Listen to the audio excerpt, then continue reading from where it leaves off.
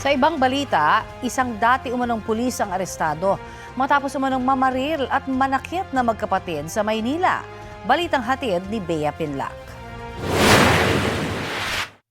Dumaplis sa ulo ng lalaking yan ang bala mula sa pinaputok na baril ng nakaaway niyang dati umanong pulis. Ang kuya naman ng biktima, pinalo rin umano ng baril sa ulo ng 45 anyos na suspect. Ayon sa pulisya, nag-aayos ng motor sa Barangay 93 Tondo, Maynila ang magkapatid na biktima nang biglang dumating ang suspect.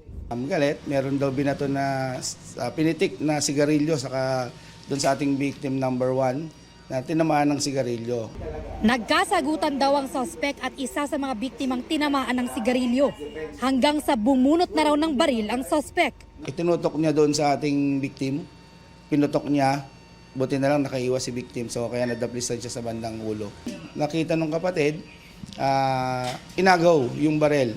Pero naiiwas yung kamay, pinalo naman sa ulo niya ni victim number 2. So nagkaroon sila ng pambunog, nagpagulong-gulong daw sila sa kalsada. Kalaunan, nabitawan ng suspect ang baril. Ayon sa barangay, ang pinag-ugatan ng krimen, dating away kapitbahay na nauwi sa panununtok sa suspect ng isa sa mga biktima. Allegedly, based dun sa verbal na sinabi ng ating suspect, meron daw ng gulpi sa kanya a day before na magkaroon sila ng argument ng ating victim.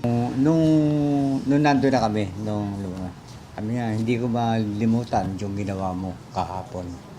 Yung pagsuntok mo sa akin, kasi bumagsak siya. Sinubukan pa raw awati ng barangay ang gulo, pero nauwi na ito sa pamamaril. Siguro, na-trigger siya nung tinitigan siya.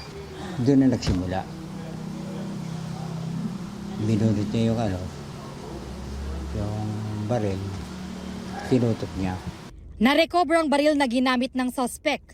Ayon sa pulisya, nakapangalan umano ito sa tatay niya at 2017 papaso ang mga dokumento. Inaalam pa ng mga otoridad kung totoong dating pulis ang suspect. Ongoing yung request para magkaroon ng records sa kanyang dismissal. Nasa kustodiya siya ngayon ng Rahabago Police. Reklamong attempted murder, physical injuries at illegal possession of firearms ang isinampa laban sa suspect. Tumanggi siyang magbigay ng pahayag. Bea Pinlac, nagbabalita para sa GMA Integrated News.